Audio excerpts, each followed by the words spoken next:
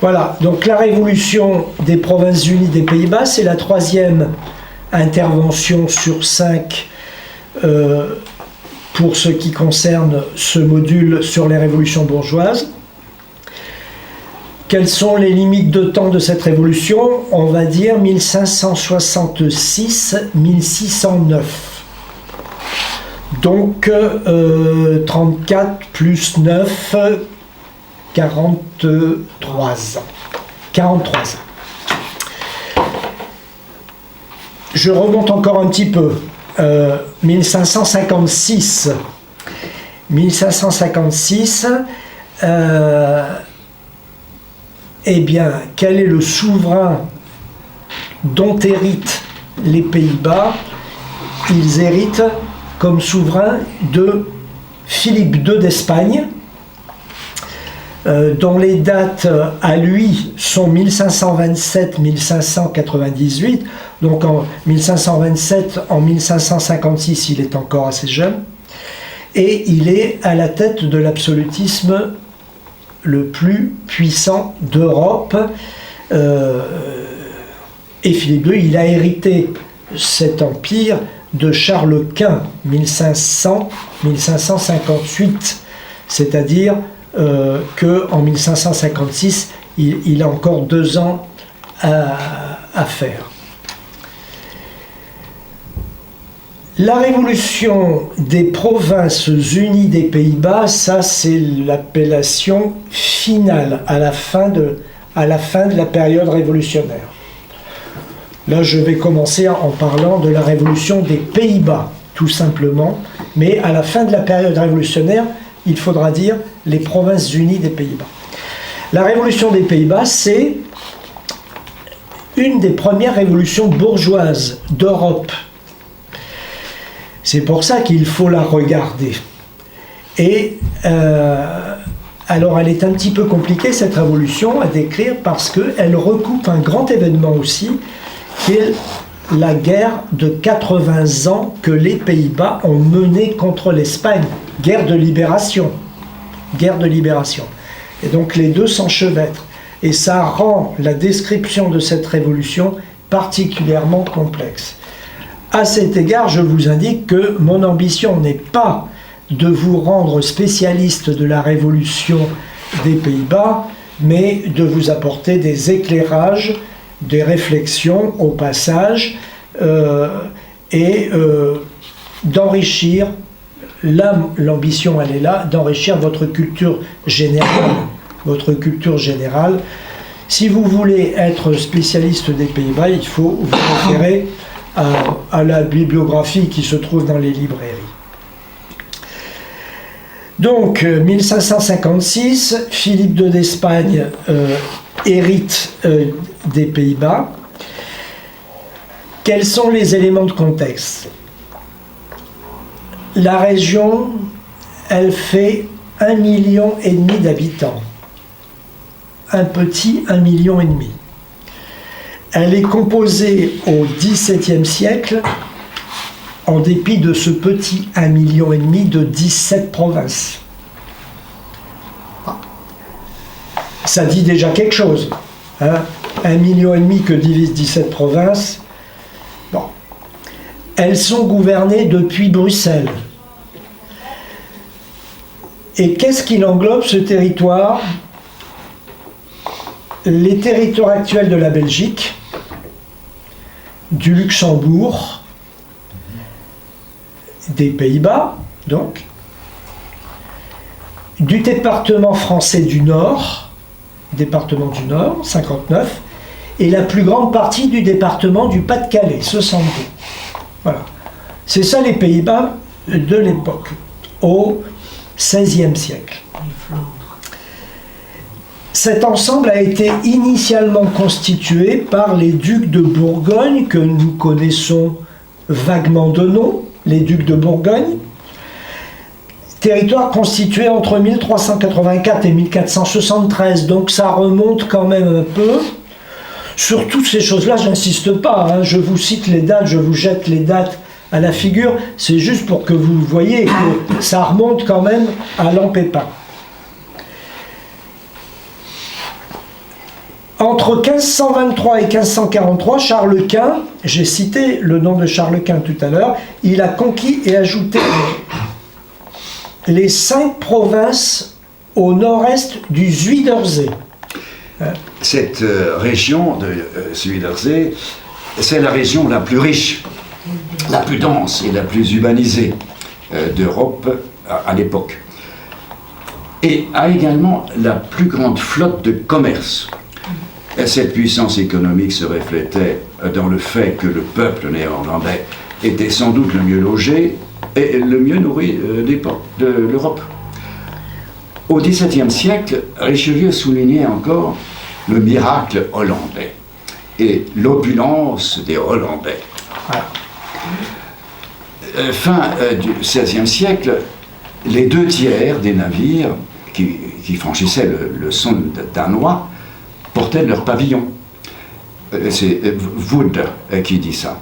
Voilà, Wood, c'est l'un des historiens. V2OGD, c'est l'un des historiens des Pays-Bas. Les Pays-Bas ont créé à l'époque 2 grandes compagnies, les compagnies des Indes orientales et les compagnies des Indes, la compagnie des Indes orientales et la compagnie des Indes occidentales. Elles sont florissantes, puissantes, beaucoup de navires, etc. Cette richesse, elle tranche avec le reste de l'Europe occidentale. Là, on laisse de côté l'Europe centrale, etc. De l'Europe occidentale. À cette époque-là, l'Europe occidentale, elle est enfoncée dans ce que l'on a appelé la Grande Dépression, de la fin du Moyen-Âge, et qui s'étale, qui s'étire. Et cela va faire qu'au XIVe et au XVe siècle, les anciens Pays-Bas bourguignons vont être très convoités. Leur base productive présente des traits originaux. D'abord et avant tout, il faut mentionner la conquête inlassable de territoires sur les rivières, les fleuves et la mer. Cette œuvre au long cours, éminemment collective, favorise déjà par elle-même de multiples manières un allègement précoce du régime seigneurial et un développement des liens communautaires. Elle permet par ailleurs le développement de l'agriculture intensive et de l'élevage en lien avec les villes proches. Voilà, j'insiste, vous avez vu tout le nombre de choses importantes qui ont été dites là et qui donnent une idée sur les classes sociales qui sont derrière. Hein. Donc les Pays-Bas de l'époque sont un pays de villes. On en compte, le nombre paraît énorme, 200. J'ai dit 1,5 million d'habitants, 200 villes. Donc il y a probablement, ça je l'ignore, mais j'imagine qu'il y a là-dedans beaucoup de villes toutes petites. Donc 200 villes au XVIe siècle, dont 19 de plus de 10 000 habitants. Voilà. Donc toutes les autres, elles ont quelques milliers d'habitants. Mais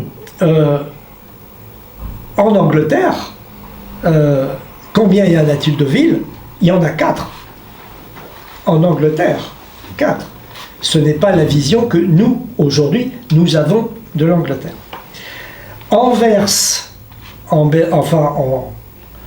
Pays-Bas, Anvers, la plus grande ville, 80 000 habitants. Londres s'apprête à multiplier sa population par 10 avec la révolution industrielle, et je crois qu'elle va flirter avec le million. Anvers, à cette époque-là encore, 80 000 habitants, c'est la métropole commerciale et bancaire de l'Europe du Nord. Par ailleurs, la Hollande possède une véritable classe ouvrière, travaillant dans des manufactures urbaines de textiles, dans l'industrie de la houille, Limbourg, Hainaut, dans la sidérurgie, Namurois, Ardennes, les tourbières en Flandre, Hollande, et les salines en Zélande. Voilà. À noter la noblesse qui est un peu plus nombreuses, et tu vas dire la suite. Voilà.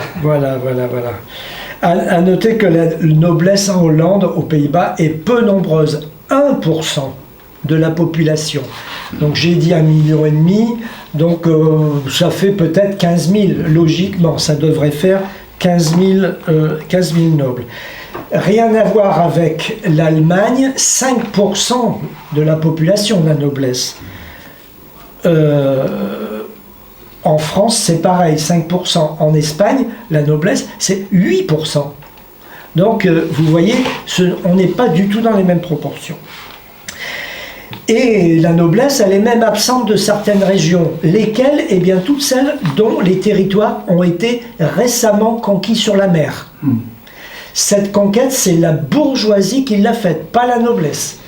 La noblesse, elle a conquis les premiers territoires conquis dans les siècles passés, mais pas les derniers. Dans ce pays prospèrent les villes.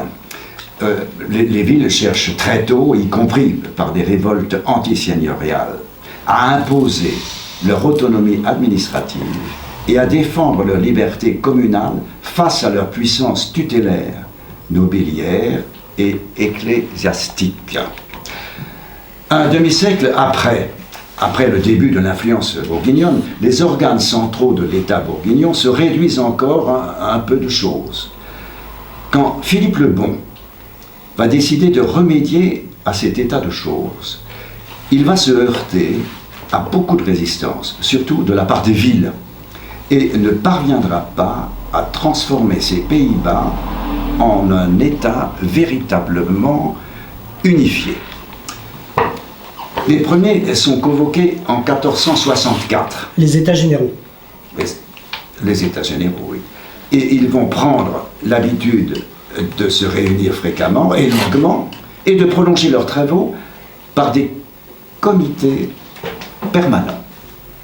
Globalement, les anciens Pays-Bas sont donc extrêmement décentralisés. Intégration, politique lâche, dira Beer. Enfin, il n'y a pratiquement pas d'armée permanente. Alors, encore une fois, vous voyez toute cette citation, vous voyez l'accumulation de caractéristiques particulières qui font écho à ce que nous avons dit la semaine dernière. Par exemple, le rôle des États généraux. Vous voyez, là, ils ne demandent rien à personne. Les États généraux, ils se réunissent et ils créent des comités permanents. Il n'y a pas d'armée aussi. Donc, il n'y a pas ce contre-pouvoir que dans d'autres circonstances, dans d'autres pays, il peut y avoir. Et puis aussi, l'État, il est faiblard. Et ça va avec une décentralisation assez avancée. Tout un tas de caractéristiques qui vont intervenir après, qui vont peser considérablement au moment, pendant l'époque révolutionnaire. Ultime note d'ambiance, il y a la question du protestantisme, qui est en progrès dès les premières années du XVIe, 1520, 1530, spécialement dans les villes, et qui fait l'objet d'une répression incessante de la part, évidemment, de l'Espagne, des autorités espagnoles. On trouve le luthérianisme comme forme de protestantisme, on trouve le luthérianisme chez une minorité de grands bourgeois cosmopolites, tandis que l'anabaptisme simple et égalitariste, eh bien, on le rencontre chez les ouvriers et les petits artisans. Ne me demandez pas de décrire ces formes de protestantisme. Plus tard, dans le XVIe siècle, dans les années 1550, on va trouver le calvinisme aussi. Rigide et élitaire, dit ma source, comme forme de protestantisme, et qui va se développer massivement parmi la petite bourgeoisie aisée et cultivée, ainsi que parmi de nombreux intellectuels de la petite noblesse. Voilà les notes un peu dispersées que l'on peut proposer, accumuler, avant que de rentrer dans la description du processus révolutionnaire. Donc je disais qu'il est particulièrement embrouillé. Je vais, dans une première partie, essayer de le clarifier, en tout cas le début du processus. Dans une deuxième partie, je vais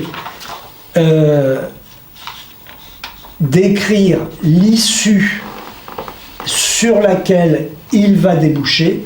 Et dans une troisième partie, je dirai quelques petites choses sur les suites de la période révolutionnaire pour la Hollande. Qu'est-ce que ça va lui apporter? Qu'est-ce qui va se passer pour la Hollande au XVIIe siècle? Je ne sais pas si vous en avez une idée. Donc, on peut le dire tout de suite, le XVIIe siècle, c'est la Hollande, hein, en Europe occidentale. Le XVIIe siècle, il est hollandais. Donc, le processus révolutionnaire embrouillé, l'issue et la suite. Pourquoi il est embrouillé? C'est parce que il y a l'imbrication entre la révolution bourgeoise et la libération nationale. La lutte, la guerre de libération nationale contre l'Espagne. Et donc, on ne sait pas toujours faire la part des choses entre ce qui est la révolution bourgeoise et la guerre de libération nationale. On va essayer, là, chemin faisant, de le faire, mais ce ne sera pas évident. D'autant que tout au long de la période, ou une grande partie de la période, il y a un individu, Guillaume de Nassau, prince d'Orange, dont les dates sont 1533-1584. Il y a un individu qui joue à contre-emploi. C'est un noble, hein, Guillaume de Nassau, prince d'Orange. C'est un noble. Oui, mais c'est un noble qui, à un moment donné, je reprends une expression de la semaine dernière, va chevaucher la révolution bourgeoise. Bon. Je distingue 4 temps. Premier temps, 1566-1567, 2 ans, un premier mouvement qui est réprimé. Deuxième temps, j'y reviens. Deuxième temps, 1567-1576, 9 ans, la guérilla des gueux, et qui débouche sur quelque chose qui va perdurer, c'est 3 provinces libérées. 3 provinces des Pays-Bas vont être libérées. Troisième temps, 1576-1578, 2 ans, enfin 2-3 ans, la crise révolutionnaire. Et quatrième temps, une longue période de 12 ans, 1578-1598, qui est une période de contre-révolution, et là on se demande ce qui va advenir de cette révolution bourgeoise. Est-ce qu'elle va perdurer? Est-ce qu'elle va capoter? Ou est-ce qu'elle va déboucher? Donc le premier temps, un premier mouvement qui est réprimé, 1566-1567. Qu'est-ce qui se passe? C'est dans les années 1560, donc je prends quelques années de recul par rapport à ce que je vais décrire. On a assisté au renforcement du pouvoir absolutiste espagnol. Et ça suscite un mécontentement croissant parmi la noblesse et les patriciens, c'est-à-dire les possédants, les riches. Le renforcement absolutiste, ça veut dire quoi? Ça veut dire qu'ils perdent leurs prérogatives. Exemple, les prérogatives de justice. En France aussi, nous avons connu ça. Par ailleurs, il y a l'action de l'Inquisition contre les protestants. Là, l'Inquisition, c'est l'Église, hein. C'est pas les Espagnols, hein. C'est l'Église qui est aux premières lignes contre les protestants. Cela aussi, ça énerve la population y compris, il faut le dire, la population qui est majoritairement d'obédience catholique. Elle n'est pas pour. Là, on rejoint des caractéristiques d'Europe du Nord, où les individus sont très sensibles sur les questions de personnes, sur les questions de liberté individuelle, etc. C'est encore vrai aujourd'hui, ce qui ne les empêche pas d'être contaminés par l'extrême droite, mais ça reste vrai. Donc, tout cela, il y a un énervement de la population. Cette colère, elle est augmentée par une mauvaise récolte en 1564-1565. Bon, les mauvaises récoltes, nous aussi pour la Révolution française, nous avons connu ça.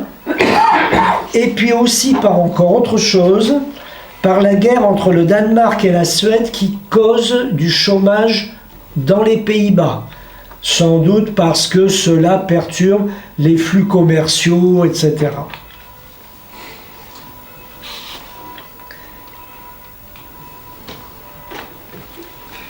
Il fait des tours terribles. Ouais, non, c'est parce que je me suis éloigné de mon texte. Voilà. Alors, craignant une exposition des révoltes. Une explosion de révolte. Oui, une explosion, c'est mieux. La noblesse tente d'infléchir Philippe II. Elle obtient le départ du Honey Carnival Granvelle, mais non la fin des persécutions contre les protestants.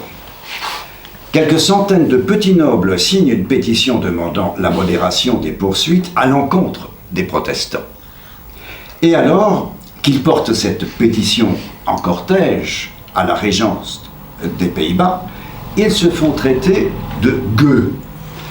Parole malheureuse qui ne peut qu'alimenter la contagion de la colère vers les milieux populaires, tout en favorisant la rencontre entre les gueux, les vrais et la noblesse. Voilà. Donc vous avez un petit truc là au passage, le départ du Honey Cardinal Granvelle. Vous avez là une idée, c'est que les représentants du roi servent souvent de fusibles. C'est souvent eux qui sautent quand le peuple ou les nobles ou les bourgeois, quand telle ou telle force sociale se révolte. Donc, la régente va céder devant cette coalition, cette rencontre, comme vient de le dire Hugues, entre les gueux et la noblesse. Elle va céder, elle fait cesser les poursuites, enfin, contre les protestants. Et là, on a une situation où le pouvoir, il est momentanément paralysé, mais où le roi, quand même, refuse de réunir les États généraux. Encore un qui refuse de réunir les États généraux. Or, nous venons de voir que dans les Pays-Bas, les gens ont une culture qui ne va pas du tout dans ce sens-là. Ils les réunissent quand bon leur semble, les bourgeois en particulier. Et donc là, ils refusent. Et bien bientôt, c'est l'explosion, bien sûr. L'automne de 1566 est marqué par ce que l'on appelle, dans la littérature historique de l'histoire des Pays-Bas, la furie iconoclaste. Furie iconoclaste. Donc des églises sont saccagées, des prêtres assassinés et les milices bourgeoises laissent faire. Les milices bourgeoises qui existent donc, elles laissent faire. Et ce que voyant, les aristocrates, et notamment notre fameux prince de Nassau, prince d'Orange, et les patriciens, les possédants, eh bien, qu'est-ce qu'ils font? Ils répriment tout. Ils répriment tout ça. Ils tirent dans le tas. Mais la régente réprime encore plus férocement qu'eux. Donc, boule de neige, surenchère dans la répression. Et Philippe II, pour l'aider, il envoie une armée de 60 000 hommes, commandée par le duc d'Albe. À peine arrivé, notre duc d'Albe, il fait exécuter les comtes d'Egmont et de Horn. Alors il faut savoir qu'aux Pays-Bas, à l'époque, il y a 3 comtes qui dominent le paysage. Nous avons l'ami prince d'Orange, déjà plusieurs fois cité, et ces deux-là, comtes d'Egmont et de Horn. Et donc sur les 3, eh ben, il en trucide 2 quand même. Pourquoi? Parce qu'ils sont jugés trop mous face aux troubles populaires. Et 8000 gens du peuple subissent le même sort, assassinés. Donc on rentre dans les maisons et à ce compte-là, eh bien, l'ordre est restauré. Ouais. Voilà comment on restaure l'ordre. Voilà le premier temps de la valse. J'en ai annoncé 4. Voilà le premier moment. Un mouvement populaire réprimé. Là, on peut dire vraiment dans le sang, dans un bain de sang. Le deuxième temps, 1567-1576, 9 ans. La guérilla des Gueux et les 3 provinces libérées. Bon, déjà, vous voyez que l'issue n'est pas la même, il y a 3 provinces libérées à la fin. Ces 9 ans, donc, sont plus positives. Il y a une autre situation qui diffère, c'est qu'on n'a plus qu'un seul prince. On n'a plus que le prince d'Orange. Bon. Et on va voir que ça va le mettre dans une situation un peu spéciale. L'ordre règne, ai-je dit, mais il règne, c'est vite dit en réalité, parce que les insurgés continuent de résister et ils mènent des actions de guérilla des Gueux. Ils mènent des actions de guérilla et ils font ça, très important, avec la caution, la neutralité de Guillaume de Nassau, prince d'Orange. Il les laisse faire.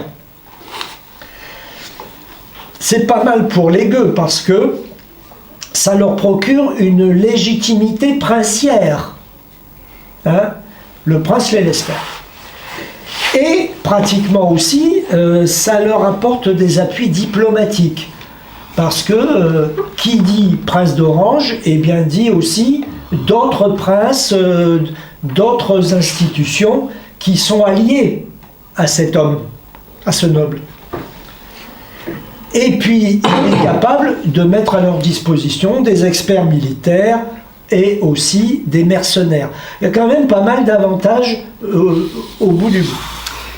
Les troupes d'Orange, malgré tout, sont battues en 1568, de sorte que ce sont les Gueux de mer qui assument seuls la résistance. Ils mènent des actions de piraterie à partir surtout des ports anglais. Pendant ce temps, l'administration absolutiste se renforce rapidement. Mais elle se renforce rapidement, mais justement vient un moment où, de nouveau, elle provoque la colère de la population. Donc vous voyez là, la résistance continue de la population à la mise en place de l'absolutisme. C'est là-dessus c'est ça qu'il faut comprendre. Alors, l'absolutisme, c'est quoi concrètement? C'est les impôts. Donc, le roi veut lever des impôts, son représentant veut lever des impôts, les gens ne sont pas d'accord. Surtout que le roi veut les lever, ces impôts, sans passer par les États généraux. Il n'a pas compris qu'aux Pays-Bas, les États généraux, c'est une institution sacrée, importante, incontournable. Et donc, il déclenche par ce comportement une grève générale. Une grève générale de qui? Pas des Gueux, de la bourgeoisie. Attention, c'est autre chose. Une grève générale, donc les bourgeois, ils ferment les boutiques, les manufactures, les commerces, ils ne versent plus aucun impôt. Vous imaginez le chômage que ça crée. Donc on peut imaginer que derrière, après les bourgeois, très vite il va y avoir les gueux qui vont se manifester. En 1572, une vague d'insurrection populaire est en cours en Hollande et en Zélande.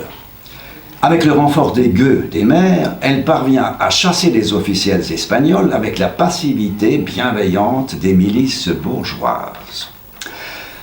Voilà la Hollande et la Zélande libérées. Utrecht va bientôt se joindre à elle. Orange tente à nouveau une invasion à partir de l'Allemagne, mais doit se réfugier dans les provinces libérées. Voilà. Donc là, il est persona grata dans les provinces libérées. Il a essayé d'en libérer d'autres, il n'y est pas arrivé. On va voir qu'à 2, 3 ou 4 reprises, Orange perd des batailles. Hein. Ça n'a pas l'air d'être un grand stratège. Hein. Il perd souvent des batailles et est obligé de se réfugier ici ou là. Les États provinciaux de Hollande, libérés, jettent immédiatement les bases d'un nouvel État, perdent pas de temps. Les provinciaux libérés, immédiatement, ils se mettent au travail. Et un État qui, bien que dirigé par le noble Orange, est républicain quand même, car l'exécutif est élu, ce qui à l'époque est remarquable, évidemment. Les barrières douanières intérieures, ça c'est signé de la bourgeoisie. Les barrières douanières intérieures sont abolies et la liberté religieuse accordée. Leyde, une ville des Pays-Bas, en Hollande méridionale, inaugure le 8 février 1575 la deuxième université calviniste d'Europe. La première, c'est celle de Genève. C'est donc quand même à signaler. Cela dit, l'armée royale, l'armée espagnole menace toujours, mais son avance est entravée par les bras de mer, les fleuves, les lacs qui peuplent ce pays. Quand on y est allé, on voit à peu près ce qu'on veut dire. La flotte royale, par contre, elle est battue dans le Zuiderzee par les gueux des mers. Gueux des terres, gueux des mers. Et donc là, on assiste au début de la débandade pour les troupes espagnoles dans les 3 provinces libérées. En plus, elles ne sont plus payées régulièrement. Ça va se reproduire plusieurs fois, ça. Les troupes espagnoles pas payées et qui se transforment en bandits. Et donc, là, Guillaume d'Orange, eh bien, il va se retrouver à la tête d'une révolution bourgeoise qui est en train de construire un État, etc. Et l'issue des affrontements est encore indécise. Et les ravages des troupes espagnoles en désertion continuent. Louis de Requesens, successeur du duc d'Albe, tente des négociations, mais sans succès. Orange, fort de son avantage, préfère laisser pourrir la situation. Bientôt, le roi Philippe II se déclare en faillite, certains régiments se sont armés, se mutinent et son autorité est suspendue dans le vide. C'est bien son autorité voilà. Qui est suspendue dans le vide. Voilà, donc vous voyez, on est dans une situation qui globalement est positive. Il y a 3 provinces libérées. Philippe II, il est en faillite. Son armée n'est plus payée. Donc, mais vous voyez aussi l'imbrication entre révolution bourgeoise et guerre de libération nationale. Elle est particulièrement évidente à cette période-là. 3e temps de la valse, plus bref, 1576-1578, c'est la crise révolutionnaire, un épisode bref de crise révolutionnaire. 2 aspects. D'abord, la déroute de l'absolutisme, je vais le décrire, et puis deuxièmement, les bourgeois radicaux qui s'oppose à la noblesse wallonne, qui, elle, est contre-révolutionnaire. Alors, la déroute de l'absolutisme. Le pouvoir royal, il est sans armée. Elle est plus payée, etc. Et aussi sans gouverneur. Et donc, là, la situation, elle est anarchique. Les États généraux et provinciaux, ils vont être convoqués sans passer par le roi. Ça ne leur fait pas peur aux États généraux aux Pays-Bas, ils sont coutumiers du fait.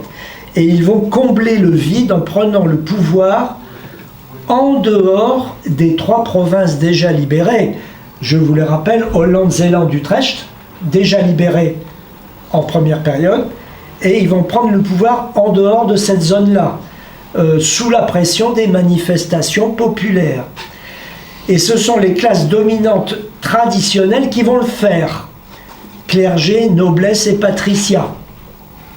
Voilà, vous voyez, c'est encore un élément rock'n'roll, si vous voulez. Hein. Ce n'est pas à eux de le faire, c'est eux qui le font néanmoins. Et leur but, c'est, mon expression de la semaine dernière, leur but, c'est de chevaucher et de canaliser l'explosion populaire, tout en espérant pouvoir en descendre du tigre, tout en espérant arriver le plus vite possible à calmer le jeu, c'est-à-dire à obtenir un compromis, sauvegardant l'ordre traditionnel avec le roi, que diable, évidemment. Hein, le roi reste la référence. Mais aussi avec quelqu'un d'autre qui est devenu incontournable, c'est le prince d'Orange.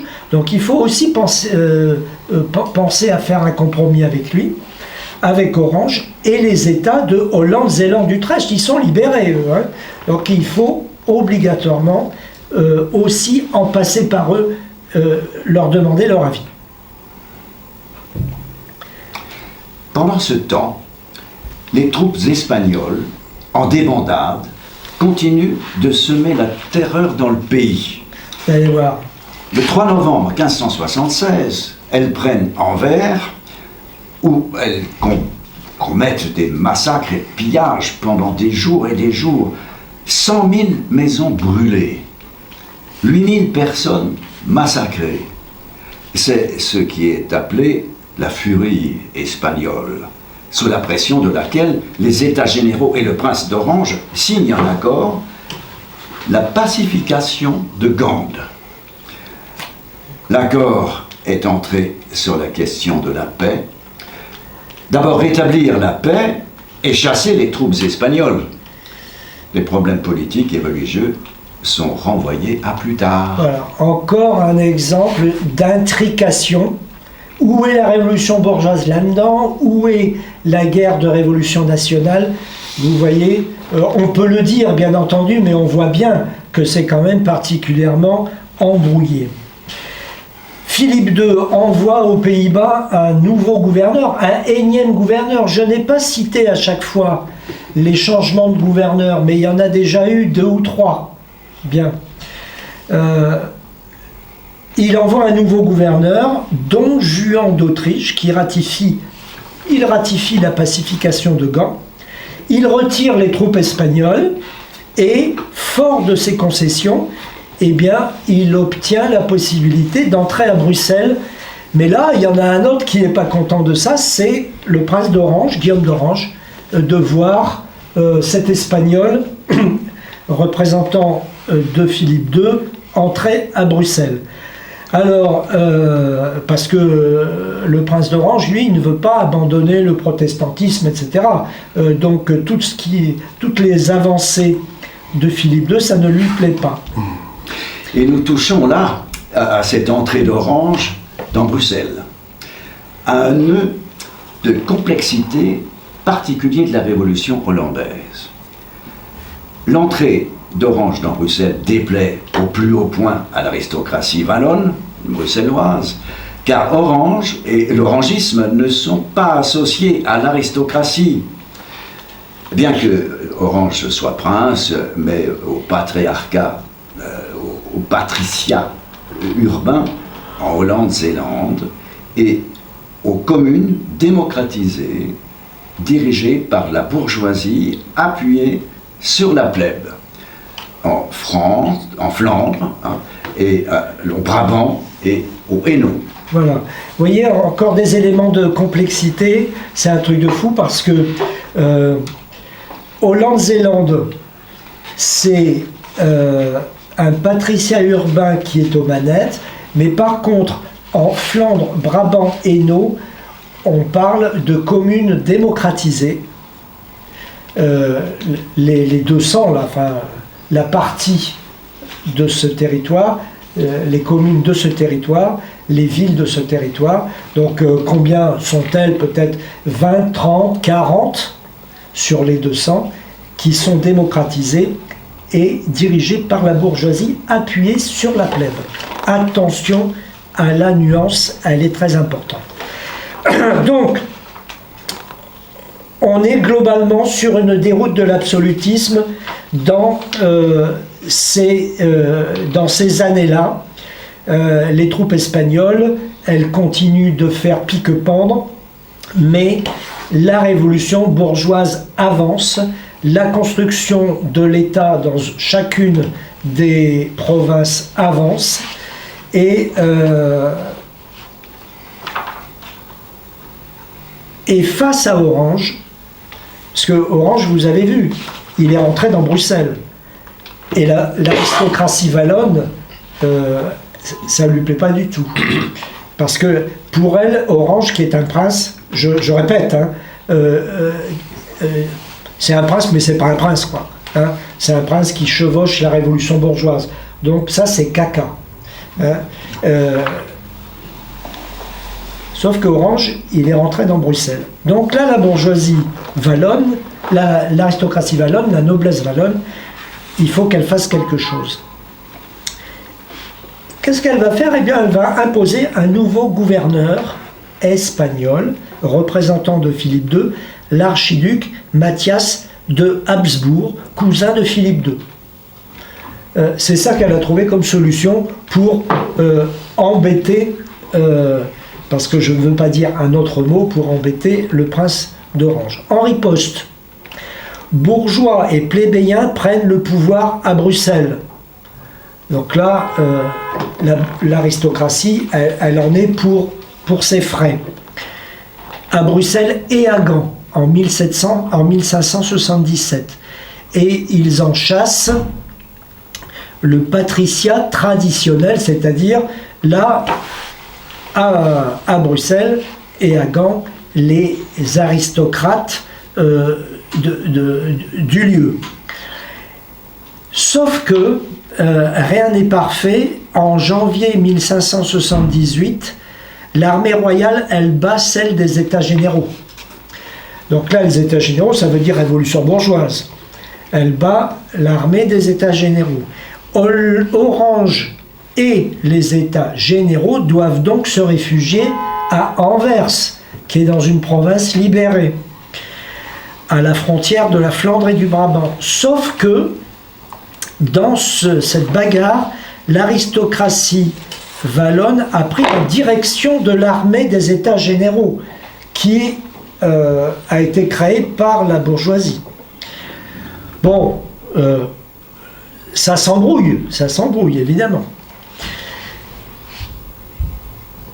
Et donc, que vont faire les Gantois? Eh bien, ils vont rajouter de l'embrouillamini à l'embrouillamini, ils vont lever leur propre milice et font alliance avec Bruxelles. Vous remarquez au passage qu'à cette époque-là, aux Pays-Bas, ça ne serait peut-être pas le cas dans d'autres pays, mais aux Pays-Bas, on fait alliance entre villes. Une ville, elle est prise globalement. Elle est acquise à une tendance, à une sensibilité, aux bourgeois, aux aristos, etc. Voyez ? Et donc, on fait alliance avec une ville.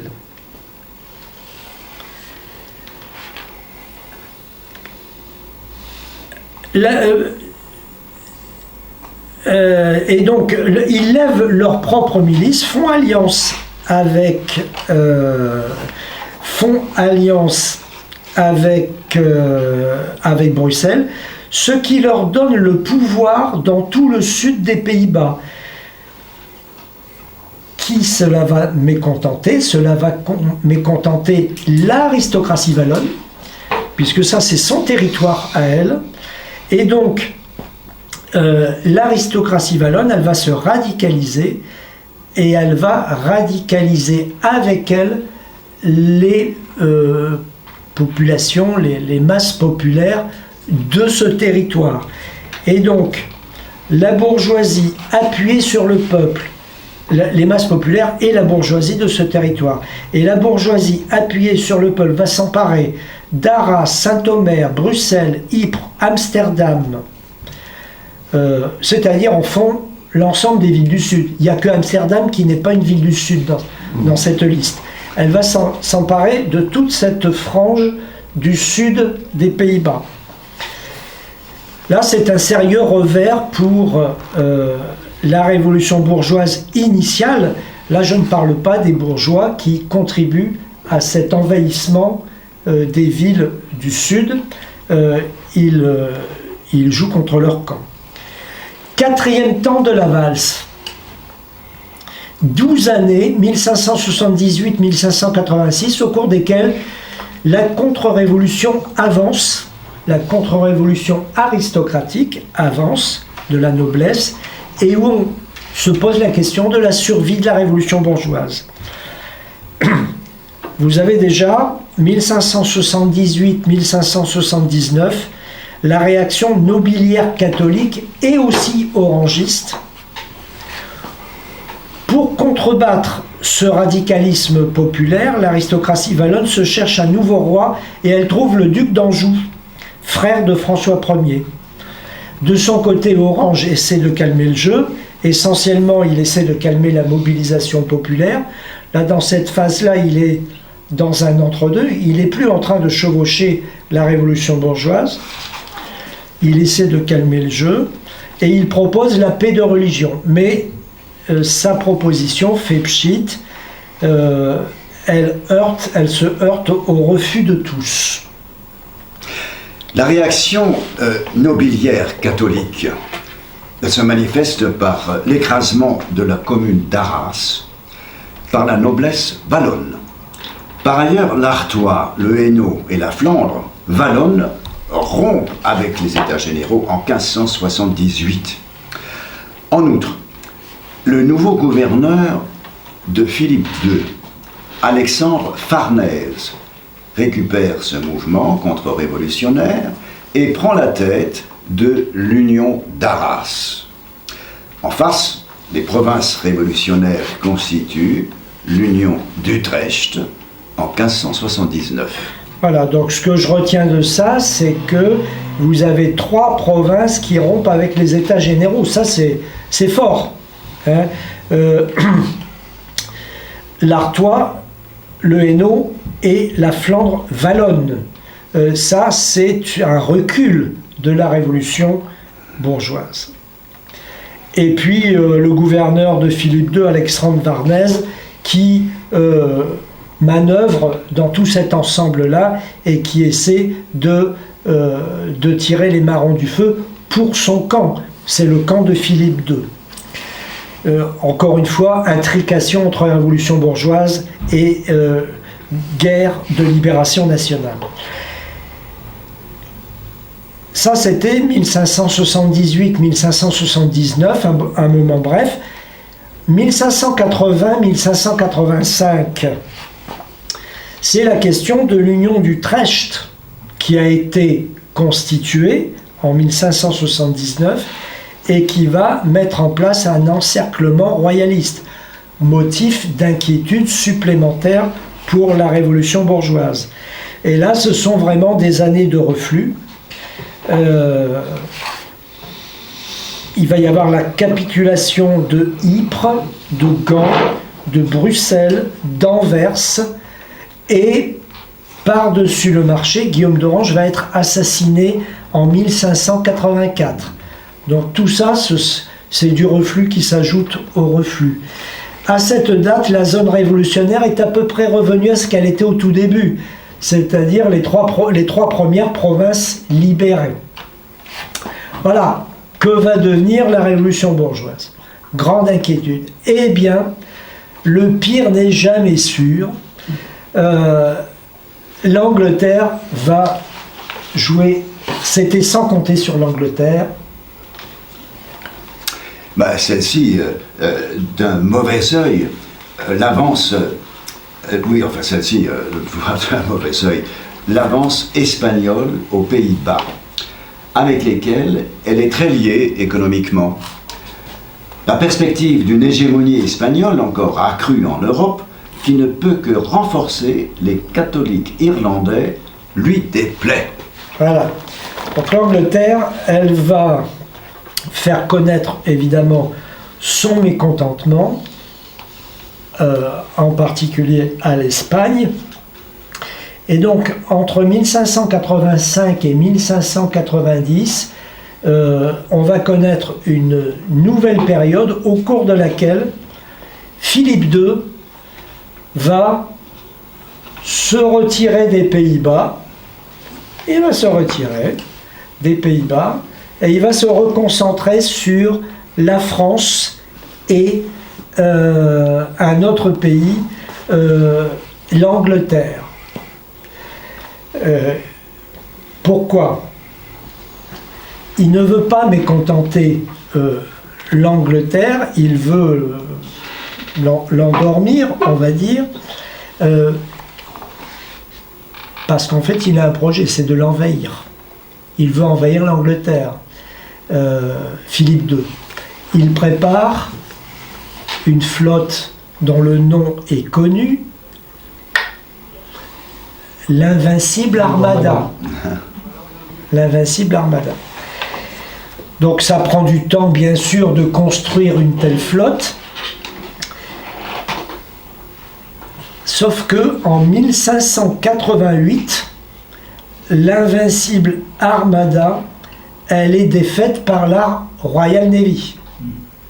Et donc, Philippe II, il est gros Jean comme devant. Il faut qu'il oublie ses rêves en ce qui concerne l'Angleterre. On aurait pu penser qu'il allait de nouveau se concentrer sur les Pays-Bas, eh bien non. Il se tourne vers la France, parce qu'en France, il y a quelqu'un à qui il veut prêter main forte. Ce sont les Huguenots, la Ligue des Huguenots. Et donc, Philippe II va apporter son soutien à la Ligue des Huguenots. Les conséquences ne se firent pas attendre. L'Angleterre reconnut les nouvelles institutions républicaines hollandaises et les soutint prudemment. Les insurgés en profitent pour desserrer l'étau militaire. En 1590, les États généraux renoncent définitivement à la recherche d'un souverain et proclament la République des Provinces Unies des Pays-Bas. Voilà. On s'approche de quelque chose là, hein, puisque les révolutions bourgeoises, ou la révolution, on va dire les révolutions bourgeoises, province par province, là elles retrouvent de l'air. Philippe II est, disons, plus concentré sur l'Angleterre, et il a renoncé à toute une série d'objectifs. Il est toujours là quand même, hein. La guerre avec Philippe II, elle va durer jusqu'en 1648. 1648. 1648, je dis bien. Donc c'est une vaste période. Mais elle ne va plus avoir la même intensité et ni les mêmes enjeux. Puisque vers la fin, dans les années 1630-40, Philippe II a en face de lui des États constitués, des États bourgeois constitués, et qui ont commencé à s'organiser, à constituer des armées, etc. On ne parle plus de milices, ce sont des armées d'État. Alors l'issue, je la décris rapidement. En 1596, l'alliance tripartite Angleterre, France et Pays-Bas va éloigner définitivement le danger espagnol. Philippe II meurt en 1598, en laissant comme seul bilan d'avoir stabilisé le sud de la région des Pays-Bas. Le sud, c'est c'est la partie qui va devenir la Belgique, qui va s'appeler la Belgique par la suite. La guerre, toutefois, elle va continuer jusqu'en 1609, épuisant financièrement les deux protagonistes, et ce n'est qu'en 1648 que l'Espagne va signer officiellement la trêve avec la République, la nouvelle République des Provinces-Unies des Pays-Bas. Vous voyez, en 1648, la guerre, elle a plus ou moins pris fin vers 1609. Et elle va reconnaître son indépendance en 1648 avec la trêve. La suite de tout ça, c'est 1609, nous sommes au XVIIe siècle. Le XVIIe siècle, c'est le siècle hollandais. La suite, ça va être un énorme développement de la République des Provinces-Unies des Pays-Bas. République des Provinces-Unies des Pays-Bas. Elle va partir à la conquête de nouvelles colonies. Je ne sais pas si vous avez une idée desquelles. Java, Ceylan, Formose, Le Cap. Les Pays-Bas vont s'emparer de ces endroits-là. Et donc encore une fois, ce qu'il faut dire, c'est qu'on a une république qui est dirigée à la fois par la haute bourgeoisie et la dynastie d'Orange-Nassau. Voilà la situation dans laquelle on est en 1609, 10, les années 1620, etc. C'est-à-dire la noblesse, la bourgeoisie et la noblesse. Mais la dominante économique, c'est la bourgeoisie, et on a une dominante qui est une autre dominante concurrente à celle de la bourgeoisie, qui est la noblesse. Le XVIIe siècle qui s'approche va être pour les Pays-Bas le siècle d'or, au cours duquel vont converger et s'épauler mutuellement, dit De Vogue, humanisme, calvinisme et mentalité commerçante, créant, poursuit-il, des conditions exceptionnelles pour l'épanouissement des lettres, des arts et des sciences. Voilà. Et jusqu'à la Révolution française, eh bien comment on dit, la République des Provinces-Unies des Pays-Bas va être une référence pour les révolutionnaires pendant tout le XVIIe en France. Descartes, hein, il s'exile aux Pays-Bas parce qu'en France, il est mal vu, il est inquiété. Donc il s'exile aux Pays-Bas. Je crois bien ne pas dire de bêtises en disant que c'est aux Pays-Bas qu'il rédige les méditations métaphysiques. Pour le discours de la méthode, je n'en dirai rien, je ne le sais pas, mais les méditations métaphysiques, sauf erreur de ma part, bien sûr, c'est aux Pays-Bas qu'il les rédige. Bon, et jusqu'à la Révolution française. Juste, si tu permets, il y a eu une situation de colonisation, parce que c'est pour cela que l'Angleterre, la France s'affrontaient avec les Pays-Bas dans différentes périodes, parce que souvent les Pays-Bas étaient précurseurs. Si vous prenez la Guyane, Suriname, c'est les Pays-Bas. Ah oui. Donc après les Français ils ont foutu dehors, et d'autres territoires, les Anglais ils ont foutu dehors. Mais ils étaient aussi bien dans le Pacifique que dans l'Atlantique, parce qu'ils avaient une marine très très développée, et c'était devenu une grande puissance financière. Le problème qu'ils ont eu, c'est qu'ils n'avaient, comme c'était un petit pays par rapport au nombre, ils ne pouvaient pas maintenir la colonisation sur ces territoires. Mais quand même, la petite période du début, ils se sont énormément enrichis. Oui, d'accord. Ouais. Oui, ces bourgeois, ce sont des bourgeois commerçants. Bourgeoisie commerciale. Et ce n'est qu'après, je l'ai mentionné, que Amsterdam va devenir une place forte financière. C'est un petit peu après, dans le courant de la révolution bourgeoise. Mais la grande affaire des Provinces-Unies, c'est le commerce international. La flotte néerlandaise est la plus forte d'Europe, de la Baltique. Elle ramène le bois, le lin, le chanvre, les cordages. Elle pêche le hareng au large des côtes anglaises et écossaises. Elle transporte les draps anglais, le sel Biscaye, la soie et le vin de Méditerranée. Tous ces produits s'emmagasinent à Amsterdam, devenu le plus gigantesque entrepôt d'Europe. Déjà. Voilà. Et puis, ça va, bon, le 17e va se passer, et puis ça va décliner au début du 18e. Dans le deuxième quart du 18e, on va dire année 1720, 1730, 1740, ça va décliner. Alors là, c'est ce que tu disais, c'est un petit pays, donc ils sont écrasés par le poids des dépenses militaires, évidemment, 1,5 million quand même. Même si à la fin, allez savoir, ils sont peut-être plus que 1,5 million. Admettons qu'ils seraient 2 millions, mais c'est pas ça qui change la donne, ça change pas grand-chose. Donc le poids des dépenses militaires, le poids des impôts, directs et indirects, que tout cela induit, et qui aussi a une autre séquence encore, c'est que ça rend la vie chère. Hein? Beaucoup d'impôts, ça rend la vie chère. Bref, et la vie chère, ça veut dire des salaires.